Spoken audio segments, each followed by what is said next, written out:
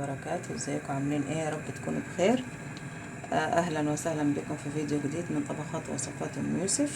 النهارده ان شاء الله هنعمل كبده فراخ بطريقه جديده وحلوه، يعني هتعجبكم ان شاء الله زي بتاعه المحلات بالظبط.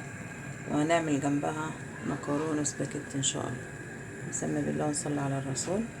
هنا معايا حوالي نص كيلو كبده فراخ، انا غسلتها حلوه قوي بالدقيق والجنزبيل ونقعها على كده في خل وليمون لمده حوالي ربع ساعه، وبعدين هقطعها وهنشوف التوابل اللي هنحطها عليها. هنا طبعا انا هسلق المكرونه بتاعتي، معايا حوالي نص كيلو مكرونه سباكيتي، طبعا الكميه اللي انت عايزاها. بسم الله الرحمن الرحيم. الميه دي طبعا احط فيها ملح، معلقه ملح ومعلقه زيت طبعا عشان المكرونه ما تعجنش مني. والكبده بتاعتي هخليها كده حوالي ربع ساعه ولا حاجه، بصوا طازه وجميله. وبعدين هقطعها ونشوف هنتبلها ازاي. خلاص هنا الميه اهي غلت معايا، حطيت فيها معلقه ملح وحطيت فيها معلقه زيت. المكرونه بتاعتي اهي والكبده بتاعتي انا قطعتها اهي، هسيبها شويه في التتبيله في الليمون والخل، وبعدين هسقط المكرونه طبعا بعد الميه ما تغلي زي ما حضراتكم شايفين. بس انا سقطت المكرونه زي ما حضراتكم شايفين اهي.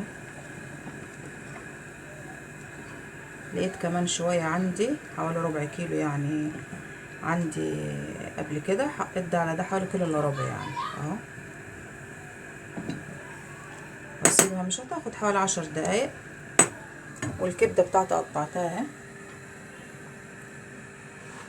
وشطفتها طبعا. ودي التوابل: ملح وفلفل وكمون وكزبره ناعمه وبهارات فراخ. حط الكلام ده كله مع بعضه كده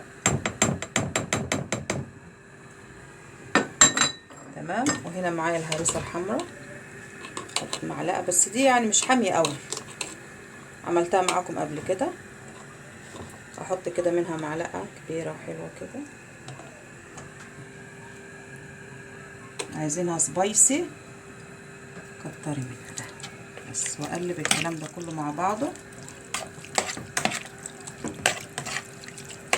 واسيب الكلام ده كله شويه برضو تتبل. واقطع لها بقى بصلايه كبيره كده وحلوه وفلفل رومي. هنكمل اكلتنا. خلاص هنا السمنه سخنت معايا، حطيت هنا معلقه سمنه على معلقه زيت. وهنا معايا بصلايه. بس هنا البصلايه اهي، انزل بقى بالقوطه بتاعتي. بسم الله الرحمن الرحيم.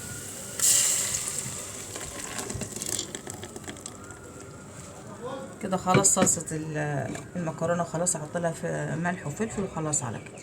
خلاص هنا الصلصه اهي، حطيت لها ملح وفلفل تمام. وهي حته ليا ومعلقه سمنه، وسبت الليا كده تسيح معايا شويه اهو تمام. معايا معلقه ثوم مفروم، على طول احطها كده يا دوبك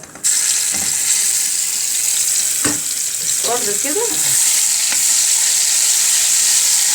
وانزل على طول بالكبده بتاعتي. التركايه ده بتديها طعم طبعا وريحه ما اقولكمش، مش شامين الريحه اصلا اهو.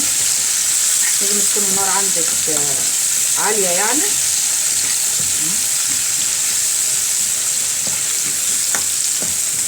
اللي هي معروفه بتدي طعم حلو قوي قوي للكبده، بتخليها زي بتاعه المحلات يعني وكده. خلاص مش هخليها اكتر من كده عشان ما تتحرقش. وعلى طول انزل بالكبده بتاعتي. بسم الله الرحمن الرحيم. ريحتها فظيعه، اللهم اني صايم طبعا اهو. هكون مقطعه بصل وفلفل عندي 5 دقايق كده، وانزل بالبصل والفلفل وخلاص كده الكبده هتكون جاهزه معايا، مش هتاخد وقت. هنا الكبده عدت 5 دقايق، عندي فلفل رومي اهو. اقلب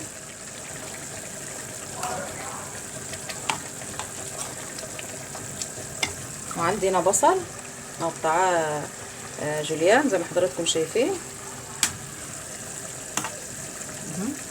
بعد كده انزل بالبصل واسيب الكلام ده كله يستوي مع بعضه، مش تاخد 10 دقايق. خلاص على كده الصلصه بتاعتي بتتسبك اهو.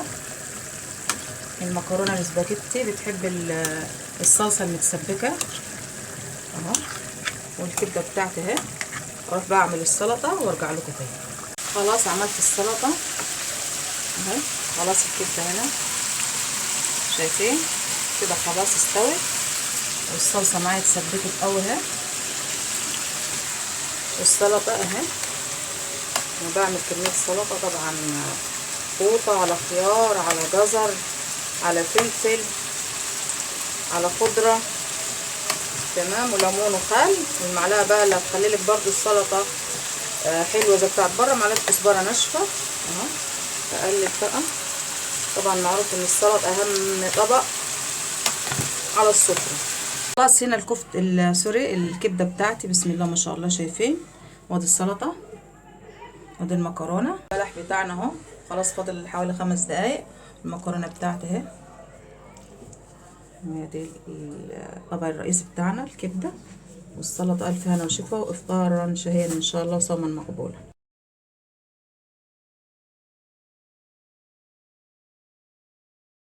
وخلاص اللحظه الحاسمه اهو. بسم الله ما شاء الله ادي الفطار بتاعنا اهو. وتعالوا يلا افطروا معانا. عايزه اوريكم بس الكبده بتاعتنا ومنظرها اهو شايفين. والف هنا وشفا. يا رب يكون الفيديو النهارده حاز على اعجابكم، واشوفكم في فيديو جديد.